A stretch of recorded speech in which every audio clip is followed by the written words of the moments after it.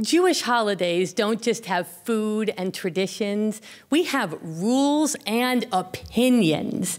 There's a Jewish joke that if we had invented Halloween, y'all would be giving out candy to legal specifications on what type, what size, to whom, how late, and which members of your household may do it, must do it, or absolutely aren't allowed to do it. Plus, a handy chart for your size, shape, and color for your kosher jack-o'-lanterns. The most famous of contrary Jewish opinions in the Talmud comes from Rabbi Hillel and Rabbi Shammai. Hillel got to be popular, became associated with inclusiveness and love, and Shammai more with being technical and legal, high standards. These guys argued about everything. And the principle was they were both right, but that we practiced according to the opinions of Hillel. What? Jewish practice is the embodiment of Jewish law, and law is supposed to care about what's right. And for me, Shammai was even more often right, especially when I was a kid, especially for the holiday of Hanukkah. On Hanukkah, we light candles, one the first night, two the second night, all the way up to 8, to recall a little cruise of oil that lasted for 8 days when we miraculously reclaimed our holy temple from the Syrian Greeks in ancient Israel. No, says Shammai. The oil decreased every day. It should be like a countdown, 8, 7, 6. Hillel said, yeah, but more light equals more happiness, and every day should be happier and brighter and more holy than the day before. See what I'm talking about? That is not law. When I first heard this, when I was growing up in Cleveland, Ohio, I told my parents I was lighting according to sensible Shammai. And for 3 years, I lit backwards. First night, 8 candles. It's the last night of Hanukkah, and all our menorahs are set out. My parents, my brothers, my sisters on the glass-topped coffee table in the living room by the big front window.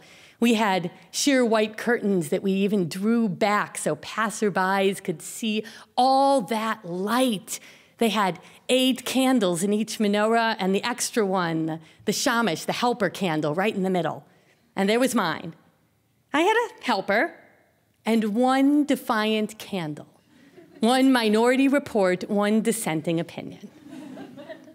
This past Shabbos, Saturday morning, I walked an hour in the rain to a family friend's bar mitzvah. As Orthodox Jews, we don't drive or ride or do electronics on Shabbat. I was a little late, but I got there in time to hear him read the Torah and give his talk on, of all things, Hillel and Shammai, and what it really means to be generous and expansive with our hospitality, and how to meet the other, 13-year-old kid. He was called Giggles and Sunshine, and his dad gave him this blessing from a famous Jewish saying that you should receive every person with an open face, a smile. And he credited the source, and it was logical Rabbi Shammai. After Shabbat, we found out that the largest anti-Semitic massacre in American history had happened minutes before I arrived at synagogue in Boston. 11 Jews were killed in a synagogue less than a mile from where I was born. I didn't have my phone, so I was still with the bar mitzvah family. I borrowed a teenager's cell phone to call my mom. She had been born and raised in those same inner city neighborhoods of Pittsburgh. The whole family had been there, and a lot of the cousins were still there, so she was the logical point person. When I couldn't reach her right away, I started to run through all the people and where they might have been at that time on a Sabbath morning. All of my cousins who go to synagogue were in a different synagogue down the street in lockdown. And one of my cousins had just been walking by and heard the shots. So everyone was physically safe, and everyone knew someone.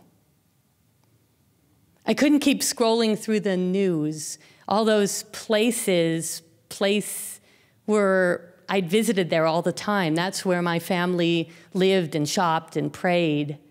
So I asked a friend to text me the list when it came out. And the ages, the types of people, they weren't a surprise, because they were the stalwarts of any synagogue. The ones who come early are usually older or have special needs. And they greet you at the door and pass out books and lollipops and sweep up afterwards and make sure that nobody prays alone. We call it a shamash, a caretaker, but also that same word for the helper candle that we use on Hanukkah. Those are our armed guards, except that means my protection are also my friends. We forget that it's actually dangerous to be a helper, to greet everyone with an open face when some people don't want me to exist. To make today more holy than the days before, it's audacious. Hillel and Shammai both, whether it was the first night or the last, had that one candle. Except when I tried to remember my solitary Shammai candle reflected in the window, I couldn't see it, because it had never been just one. It was surrounded by the light from all the candles that my family had lit beside me. I still like the technicalities and the details that I got from Shammai. Law should be about what's right. But the place where Hillel and Shammai agree is that what's right is that we take care of each other.